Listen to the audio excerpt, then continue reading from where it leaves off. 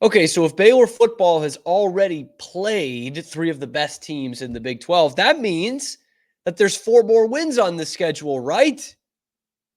Right?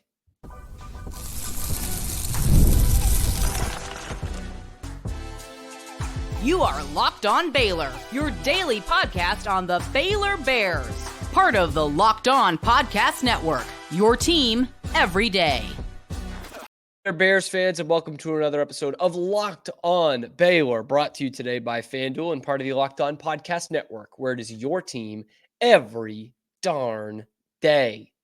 I'm your host, Cam Stewart of ESPN Central Texas and the Cam Show on Rogue Media Sports Network and on YouTube. They don't pay me extra to say every darn day, but I hope I don't get in too much trouble for that. I think that's true. On today's episode, we're going to go over, we talked about the tough part of Baylor's schedule, but is there four more wins left for this team with the rest of the schedule? We'll go over that. Plus, preseason coaches poll for Big 12 basketball came out yesterday. And where do the Bears slide in? And is that fair? This could be a hotly contested top four. Plus, weirdly, it's only the second week in October, and one guy is leaving a 6-0 team, and the Bears might be targeting him in the transfer portal for football. I didn't think we'd see it that quickly, but here we are. All that and more coming up on this episode of Locked On Baylor, starting with the schedule. So I'm going to stick by what I said. I think the Bears have faced the three best teams in the conference for my money. You know, maybe you want to throw Kansas State in there. And to go off of that, I think they will have faced the four best teams in the conference once they get out of this bye week and after next Saturday, because Texas Tech is the team that is at the top of the Big 12 standings right now. So after next Saturday, you will have already played Utah, Colorado, for whatever that's worth. Utah, obviously, non-conference game for whatever that's worth, but you will have played Utah, Colorado, BYU, Iowa State, and Tech, and four of those on the road. Now, you might be 2-5, but you will have played the best that this conference has to offer. So let's play it out. I don't want to say doomsday scenario, but realistic bad scenario is that Baylor loses at Tech. It's a tough place to play. We know the Bears got one last time, but it is a tough place to play there. And Tech is also coming off a bye, and they're a better team. So let's play it out like that. That puts the Bears at 2-5. And you have no margin for error, really, after that. You've got to go 4-1 the rest of the way. So is that possible? The answer may surprise you, because the answer is yes. Is it probable? No. I won't tell you that. I'm not going to feed you that. But is it possible? Sure. Sure it is. And one thing, maybe the only thing that's really going for Baylor right now is that this is a weird conference, and weird things have happened in this conference. In fact, one of the teams we're going to talk about in the schedule looking ahead is one that was picked to win this conference. And now it could be a win. It could be. The big issue before I get into these four games is the fact that the Bears have not won a conference game yet, and they haven't won a conference game in 52 weeks. I think that's exactly right. I think it was this week last year that they beat Cincinnati and have not won it since. They have not won a conference game at home in almost 104 weeks. I'd ballpark it at about 102. It was homecoming in 2022. So before they even get an opportunity to win a home game in the Big 12, it will have been 2 full years since they achieved that feat. But let's look past Tech and not a slight way, because I'm putting the Bears at 2-5. But then after that, homecoming, Oklahoma State. That is a chance to finally beat a Big 12 team at home for the first time in 2 years and finally win a conference game. Oklahoma State's in a bad way right now, a really bad way. And I thought that was a team that should have been challenging for the conference title. Before this season, I was really high on, a lot of things, but also Utah and Kansas State, and Iowa State as a dark horse.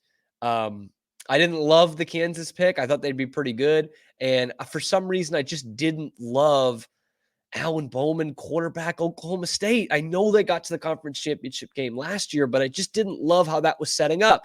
And it has not set up well. In fact, they got their doors blown off last week by West Virginia.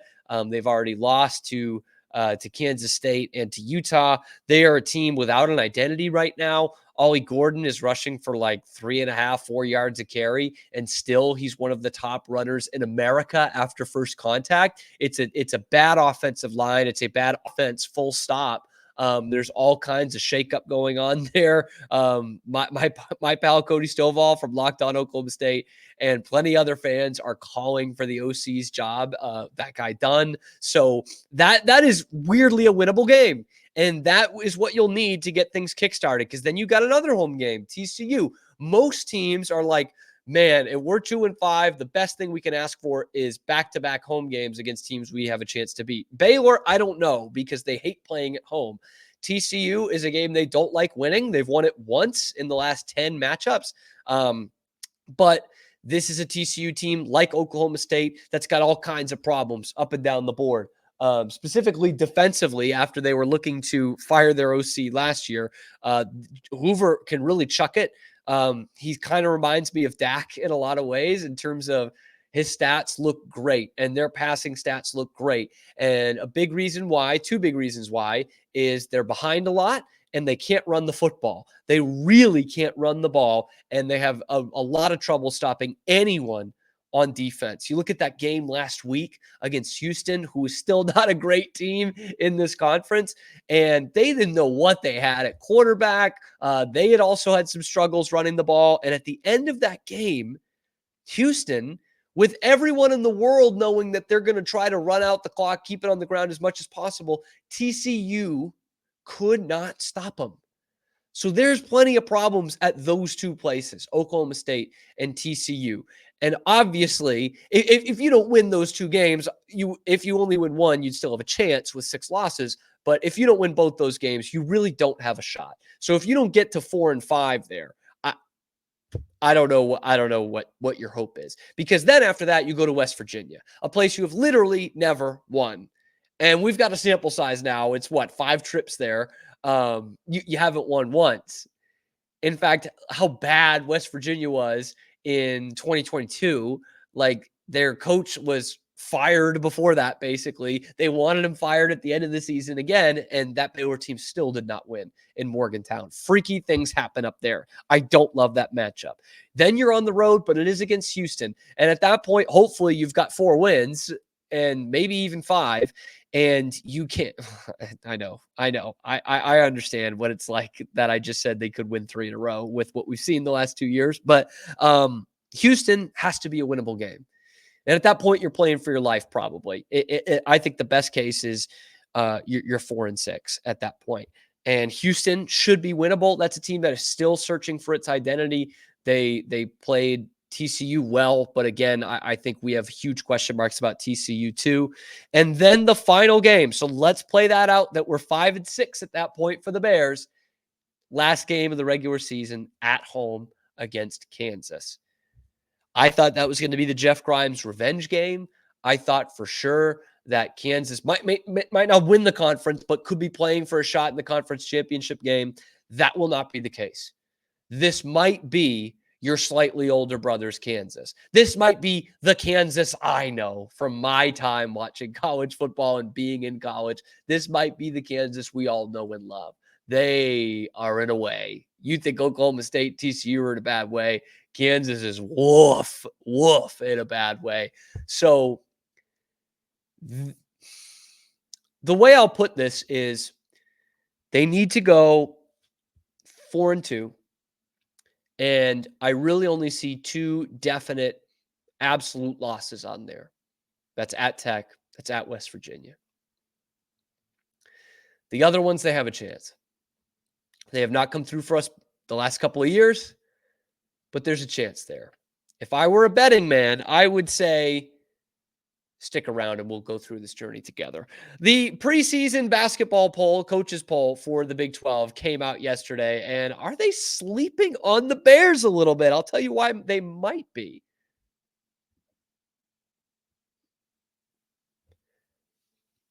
But first, I got to tell you about a new sponsor that's sponsoring today's show, and that is ZBiotics. ZBiotics pre-alcohol probiotic drink is the world's first genetically engineered probiotic. It was invented by PhD scientists to tackle those rough mornings after drinking. Here's how it works. When you drink, alcohol gets converted into a toxic byproduct in the gut. It's that product, not dehydration, that's to blame for your rough next day. Pre-alcohol produces an enzyme, and to break this byproduct down, just remember to make ZBiotics your first drink of the night. Drink responsibly, and you'll feel your best tomorrow. Because every time I have the pre-alcoholic before drinks, before I go out and have the drinks, I notice a difference that next day. It's not Sunday morning coming down. Even after a night out, I can confidently plan on, whatever I'm doing the next day, probably recording Locked On Baylor, without any worry or work, whatever comes first. Here's how you do it. Drink the pre-alcohol, drink responsibly, and then just enjoy the next day. Go to zbiotics.com/lockedoncollege to learn more and get 15% off your first order when you use Locked On College at checkout. ZBiotics is back with a 100% money back guarantee. So if you're unsatisfied for any reason, they'll refund your money, no questions asked. Remember to head to zbiotics.com/lockedoncollege and use the code LockedOnCollege, COLLEGE, at checkout for 15% off. A special thank you to our new friends at ZBiotics. And I'm also here to tell you, the NFL fan, how you can get big returns early in this season with FanDuel, America's #1 sportsbook. When you get a hunch in the middle of the game, you can check out the latest stats, view live play-by-play, and so much more on the same page where you place your bets. You'll get started with $200 in bonus bets guaranteed when you place your first $5 bet on FanDuel.com. Once again, that's FanDuel.com. FanDuel, America's #1 sportsbook.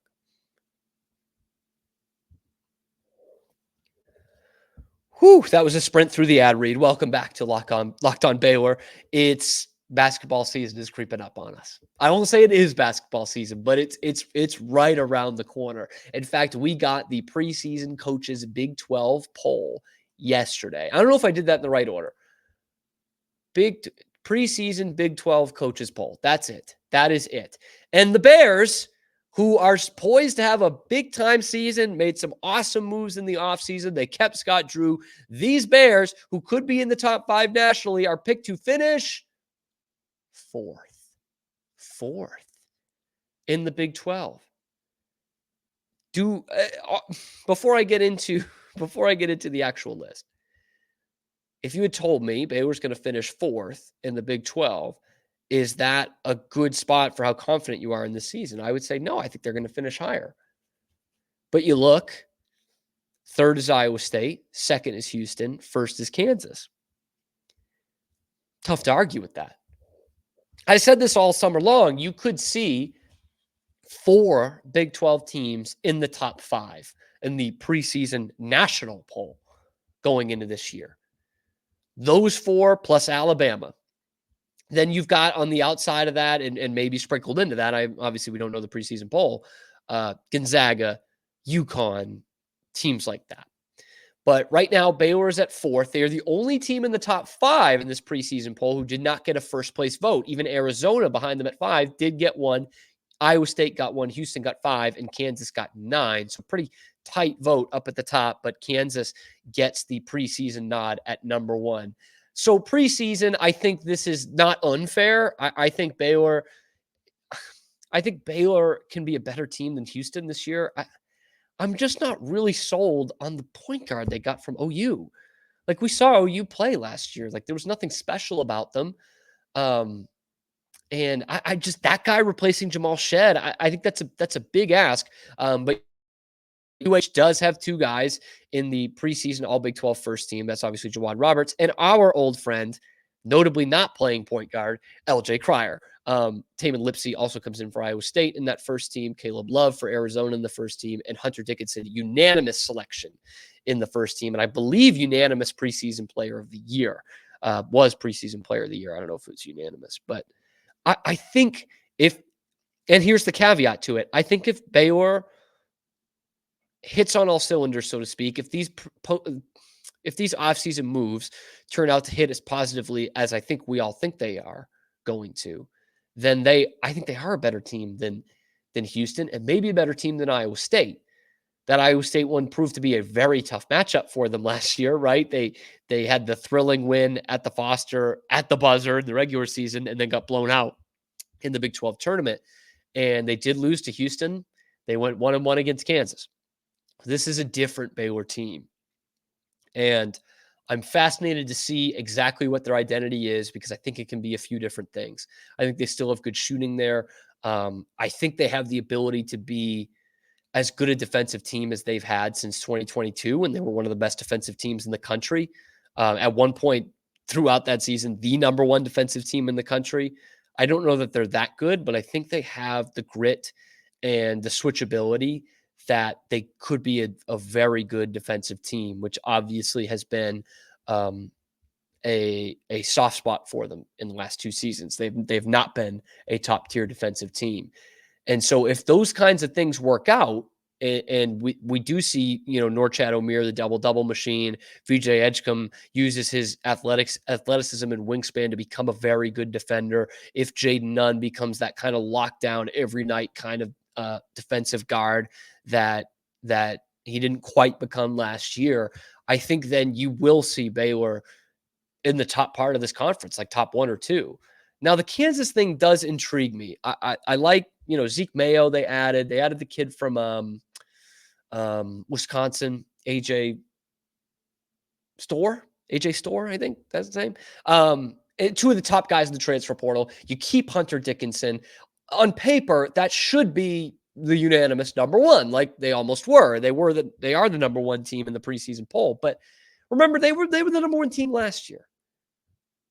And I remember being on this podcast saying, I don't know, I think Houston's better than these guys. They were. And in fact, Baylor was better than Kansas. Iowa State was better than Kansas. Kansas was not a good team last year by their standards. In fact, they got kind of walked out of the tournament by Gonzaga, and they should have lost in the first round. They punted, their coach punted on the season with a couple weeks left. So that's why I have this weird kind of feeling in my throat about Kansas. I'm like, yeah, on paper, they should be the best team. But last year, you could have said the same thing. They might be the preseason number 1 nationally, by the way. I just be wary of that. I think we were all kind of on that ship last year, and look how that turned out. Utah, our old friends Miro Little and Caleb Lohner come in at last place, by the way. We'll go through it. Kansas, Houston, Iowa State, Baylor, the top 4. Arizona at 5th. Cincinnati takes a pretty big jump at 6th. I liked them last year when they came into Waco in January. Very gritty style, like real knockdown, drag out, Big 12, classic kind of style. But they started playing with some skill towards the end of the year. Jizzle James really found his game, more than just a funny name. Kansas State at 8, BYU at 9, new coach there trying to figure out what they got. Oh, Tech at 7, by the way, Grant McCaslin with that new extension. 10 is TCU, and that might be the cutoff of tournament teams right there. 9 and 10, like you're 8, 9, and 10, really, you're really battling at that point. UCF at 11, Arizona State at 12, West Virginia 13, Oklahoma State 14. Those are the 2 worst teams right there in the conference last year. But you add Colorado and Utah. Colorado, man, they made the tournament last year. Are they really going to be that bad? I guess we'll see. I already gave you the preseason all Big 12 first team. Second team does have 2 Bears. It is Coleman Hawkins from Kansas State, DeJuan Harris from Kansas, Keyshawn Gilbert from Iowa State, who had a nice game against Baylor last year. And then the 2 Bears being the 2 transfers, Jeremy Roach and Norchad Omier, or 2 of the transfers. Preseason player of the year, Hunter Dickinson. Preseason co-newcomer of the year is Jeremy Roach, and he shares that with Coleman Hawkins. Preseason freshman of the year for the 4th straight year, it's a Baylor Bear, and this time it's VJ Edgecombe. And I believe 2 of those guys have won the postseason award, if I'm not mistaken. Maybe it's just Keontae George, 1 out of 3 or 2 out of 3, whatever it may be. But obviously the hype around Edgecombe is very real, and the hype around this team is real. But I think there's enough questions about the style that Baylor is going to play with that I don't think 4th is a complete insult. Personally, I think they will finish higher than that, though. I do, because I believe in the question marks being exclamation points. The thing that worries me the most about Baylor, even more than the depth at center, because we'll see. The Big 12 is playing almost a positionless basketball the way the NBA is. Houston didn't really have a center, and they walked the Big 12 last year. And Juwan Roberts is a terrific player, but he's not a 7-footer. You know what I mean? So anyway, the big question that I have more so than that is the coaching staff. Basically, Scott Drew's top 3 or 4 guys left the staff this year. I really like Henson, who they brought in from UTSA. I just like the style of offense he likes to run. It's very run and gun. He was kind of the architect behind that OU Final Four team in 2016 with Buddy Hield, and obviously had Hield and Trae Young a few years later. That becomes a fast-paced, deep threat shooting team. So I like having him in there, but there are question marks there. And there are question marks about any team that's bringing in that many new guys, that's replacing 4 out of 5 starters for the 3rd time in the last 4 years. But I'm curious as to what you guys think. Is this a slight on the Baylor Bears? Do you think for sure they should be ranked higher in the preseason poll for whatever preseason polls are worth? Drop that down in the comments below, because we're looking at transfer portal next as it relates to football. Yes, football has a guy from a bowl eligible team already hitting the portal, and Baylor has some serious interest. But who is it? We'll tell you next.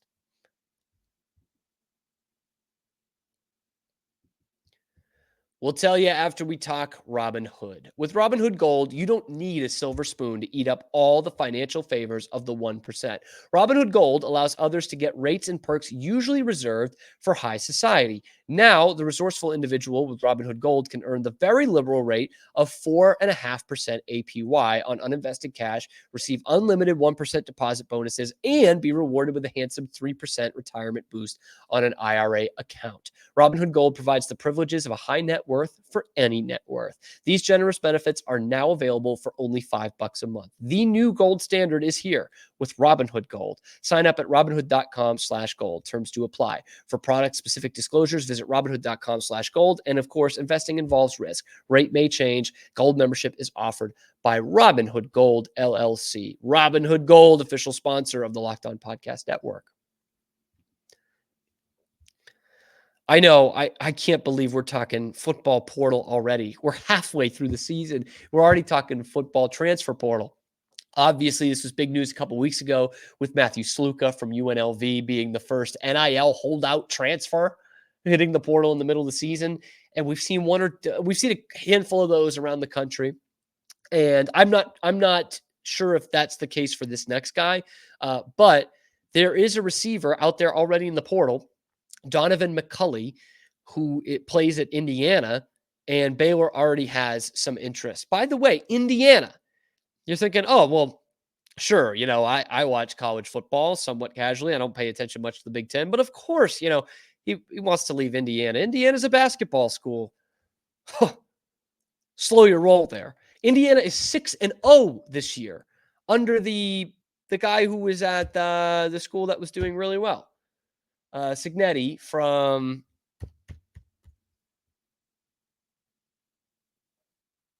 oh my God, I'm totally blanking. And I said, why is he leaving there? He could get a better job. He's going to Indiana instead. Anyway, I'll just tell you about Donovan McCulley. Kids, why don't I do these live? Kurt Signetti, where is he from? You guys are doing this with me here. James Madison. He did such a good job at James Madison that I was like, why is he settling for Indiana? Anyway, that was a long way of saying they're 6-0. Donovan McCulley has now entered the portal, and there are plenty of good schools looking at him. Ole Miss, Mizzou, Miami, Colorado, Michigan, but also ones like Cincinnati. And yes, Baylor is looking at him. And he was a productive receiver for a couple of years. He comes in, I think, as just 1 year of eligibility from what I can gather, although I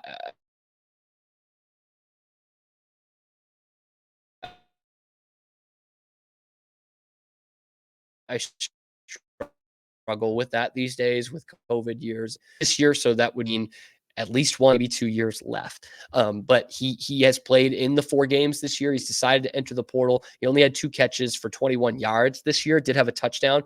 But last year, he was a pretty productive receiver for them. Almost 50 catches, 650 yards, 6 touchdowns. He's a guy who is a possession receiver and, a decently big frame at 6'5" and 203 reminds me a lot of, numbers wise, reminds me a lot of what we saw from Ketron Jackson in his time at Arkansas. Not maybe the number one guy on the team, but big frame, can go up there and get it, and is a guy who was absolutely a part of the offense. If you look at his numbers, the 2 years leading up to this season in 22 and 23, he has 8 touchdowns in the last 2.25 seasons. So that's something Baylor could use, right? I mean, you don't ever want to leave points out there. I don't care how many catches he gets. If he scores touchdowns, he scores touchdowns.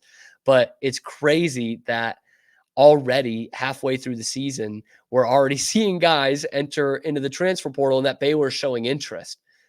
Because obviously we know the situation in Waco is pretty fluid right now. How this season's going to end, who's going to be the coach next year, what style of offense they're running next year, who's going to be the quarterback. You hope Sawyer Robertson sticks around, but there's a ton of unanswered questions. So I imagine Donovan McCulley is going to wait for a while, probably until the end of the regular season, to make that decision. But Baylor is in the mix, and so they are not shying away. They're not saying, oh, hey, we don't want to do transfer portal. We're in the middle of our season. We want to worry about ourselves. That at least is a look to the future for a program that really wasn't utilizing the transfer portal at all 2 years ago, is now saying, yeah, we'll take some looks during the season and try to recruit these guys.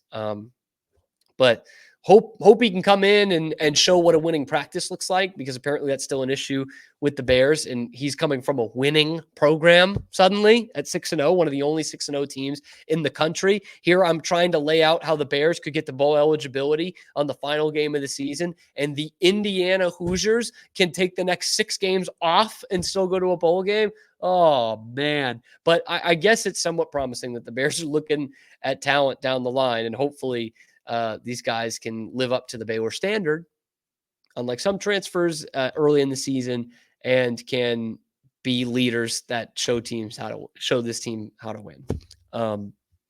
But yeah, Baylor already dipping into the transfer portal, or at least looking at it. Let me know what you think about the transfer portal being done that early, whether the Bears were slighted in basketball, and whether you see them getting to 6 wins. I'm genuinely curious as to how you guys think about the rest of the schedule. I'm not 100% confident in it. Obviously, if I had to pick, I would say they won't make a bowl game. But there is something of a roadmap there. So I'm interested in what you guys think, obviously, and I appreciate you guys making it your first listen today and every day. Be sure to like and subscribe. Every day we're getting closer to that 3,000 subscribers. Good number for us. Be sure to ring that notification bell also to get notified every time that we drop a video on YouTube or wherever you get your podcasts. It's happening every day. It's free to all your devices. Okay, we're the only place that's bringing you free Baylor exclusive content every day of the week. Work week anyway, because I get a Saturday off this time. And it's not part of the university. So we really appreciate you guys so much. It's been an awesome season for views. By the way, I keep forgetting to mention this. Locked on Baylor, the podcast, Drake Toll and myself, through 2.5 years here, has gone over 1 million total views.